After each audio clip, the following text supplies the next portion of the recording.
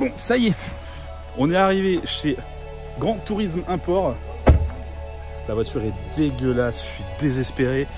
Mais cela dit, c'est pour la bonne cause, puisqu'on vient voir une magnifique Nissan Skyline R33 GTR.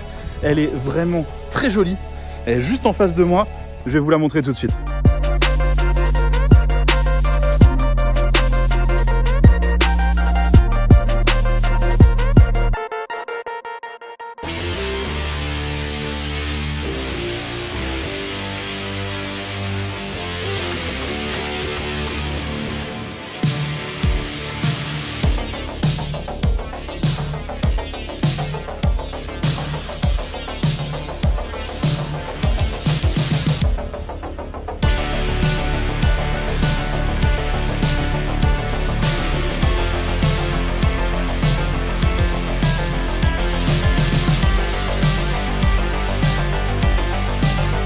Ah, voilà enfin cette R33 GTR.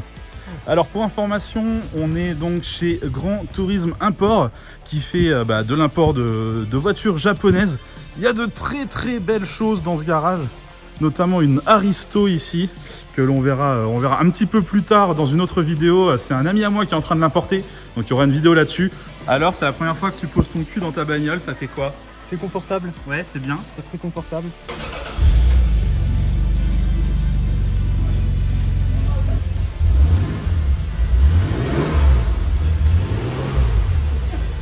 Ça va, tu auras le droit de la sortir tout à l'heure. Quand on aura bougé la vieille Nissan là. Je sais pas ce que c'est ça comme Nissan. Ouais, ça c'est un vieux truc de merde ça. Je sais pas d'où ça sort. Mais bon, concentrons-nous un petit peu sur cette R33.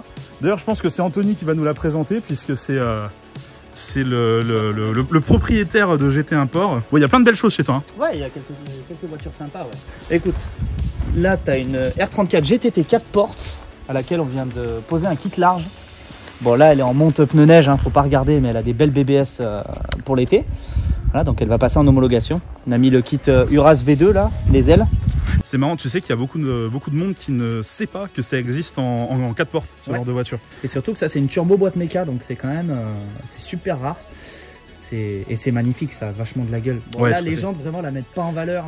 C'est pas les meilleures jantes, mais moi ce que j'adore aussi c'est la spécificité des phares arrière. On sent que c'est une R34, mais c'est des phares différents. Moi j'ai toujours trouvé ça assez fort. En fait, tout ce qui est 2 et 4 portes, elles ont les clignotants et les anti-brouillard arrière et feux de recul ici. Ouais. Enfin les GTR ont l'anti-brouillard arrière, mais les GTT ont 2 feux de recul. Et les sedans, elles les ont là. D'accord, voilà. Ok. Là après tu as une Toyota Crown, c'est une Athlète V. Donc là-dessous, sous le capot, sous son air de familial, tu as un JZ turbo de 280 chevaux. D'accord. Ça c'est vraiment de la bombe et ça marche très fort. Bon du coup on va se concentrer un petit peu sur cette R33 qui est quand même superbe. Ah oui, il y a quand même le Odyssey. Effectivement, il y a le Odyssey là ici qui est quand même assez spécial. Voilà, surtout que c'est pas un Odyssey comme les autres, hein, celui-ci. C'est une version... c'est un Absolute, donc c'est la grosse motorisation on va dire. C'est un RB2 4 roues motrices en K24A VTEC de 190 chevaux. Donc on vient de le poser sur combiné fileté avec 4 jantes Mugen qu'on a fait venir du Japon. Calandre Mugen et il est magnifique. Tu vois, il part aujourd'hui. Ça change un peu des Scénic qu'on a l'habitude de voir en France. C'est pas la même chose. Hein. C'est pas tout à fait pareil. T'as aucun équivalent en fait sur le marché, clairement, sur le marché européen. Puis c'est vachement sympa. C'est vrai que le concept du monospace sportif, il y a peut-être Opel qui avait tenté un petit peu le coup avec le Zafira, mais c'était juste pour rigoler quoi. Non mais c'est ça. Là voilà, en 4 roues motrices comme ça, ça a jamais existé en France. Mais le Zaf était sympa, le Zaf OPC. Ouais, c'était sympathique. J'adore, moi, c'est le petit détail que j'aime bien, c'est la forme des phares à l'arrière qui vient s'intégrer complètement dans le pare-choc. Tu sais, on a l'habitude d'avoir des phares qui viennent se couper très droit, alors que là, il y a une petite intégration qui est assez sympathique. Non, t'as de belles choses quand même hein, dans ton garage, il n'y a pas de doute. On parlera d'ailleurs, il y a une S14 un petit peu plus loin là-bas, on en parlera tout à l'heure. Je pense que ça peut être assez intéressant également. Ouais, et puis il y a notre ami de United Driver qui est là. Je me retire. Non, te retire pas. Bah présente-toi rapidement. J'imagine qu'il y en a certains qui te connaissent déjà, mais ça peut toujours être intéressant pour ceux qui ne te connaissent pas. Moi c'est Peter, je fais des bêtises avec un Jeep, un CLK et d'autres voitures un peu bizarres sur ma chaîne, voilà. Sur la chaîne United Driver. c'est marqué ici. Je vous mettrai le lien dans la description, c'est assez intéressant à aller voir. Et on va prendre le volant de ça après. Dis-moi, elle est pas tout à fait d'origine celle-ci? Non, elle n'est pas d'origine. Donc c'est une 33 GTR V-Spec de 97, donc c'est une série 3. Elle est en super état, elle est en Sonic Silver, donc le code couleur KR4, qu'on retrouve notamment sur les R34 GTR de 99. Voilà, elle a un capot carbone, un pare-choc qu'on a commandé chez Nismo au Japon, c'est un vrai pare-choc 400R qu'il y a devant. D'accord, 400R qui était une édition assez, Voilà, assez spéciale et ultra limitée de la R33. Voilà. Donc on y a fait poser, donc on y a commandé au Japon des ailes type Z-Tune R34 mais pour R33, donc c'est un petit shop au Japon qui fait ça.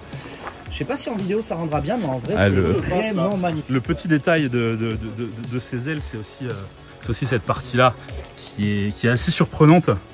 Au début on se dit qu'est-ce qui se passe, c'est mal monté. En fait il y a une grille et ça permet d'évacuer l'air, c'est assez impressionnant. De visu en tout cas, c'est vraiment fou quoi. Ensuite, il y a les jantes forgées, un Nismo LMGT4, donc c'est du 18 par 10,5. Voilà, c'est donc mon fournisseur aussi qui les a commandés au Japon. Après, elle est assez épurée quand même en look. Oui, clairement, on n'est pas du tout dans le too much qu'on pouvait avoir à une époque. Là, on est vraiment dans quelque chose de clean, dans quelque chose de vraiment modif de goût quoi. La particularité des R33 GTR Spec 3, ce sont les optiques avant qui sont au xénon d'origine. Voilà.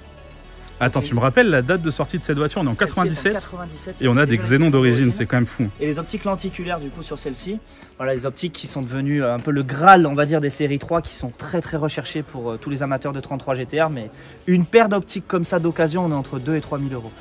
Ah ouais. C'est très très dur à trouver. Et il faut les trouver, hein. Dès qu'il y en a, les Américains ils se les arrachent. Ouais, bah oui, j'imagine. Surtout que ceux-là, ils ont l'air très très propres. Ah bah ils sont nickel. Voilà. Donc ensuite l'intérieur, elle est en intérieur cuir celle-ci. Qui est assez rare également, Voilà, je crois. C'est introuvable, l'intérieur cuir. Voilà, donc on a on va regarder le tableau de bord après. Ouais. Ah, je remarque aussi les petites surpiqûres contrastantes qui rendent très très bien. Ouais.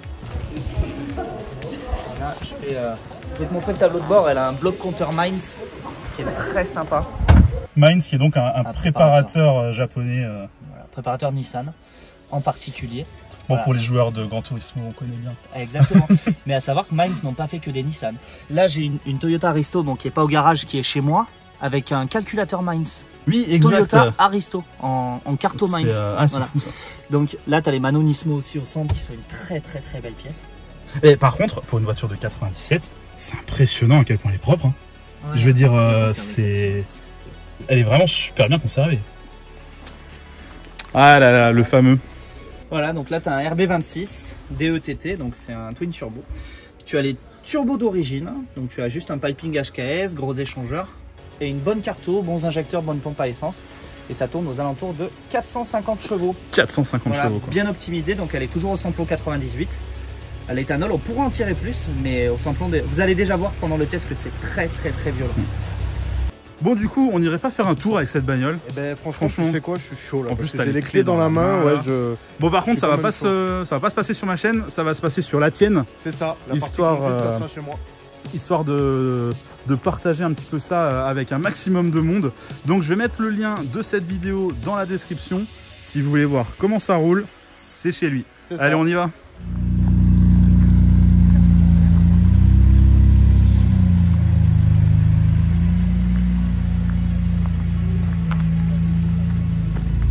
Bon, on va essayer un petit départ en première lancé pour voir un peu ce que ça donne. On n'est pas prêt. T'entends les flammes? C'est ouf. Ah, j'étais clairement pas prêt pour la première, comme elle s'est cadrée là. Ah ouais, non, mais c'est impressionnant. Ah, j'étais pas prêt.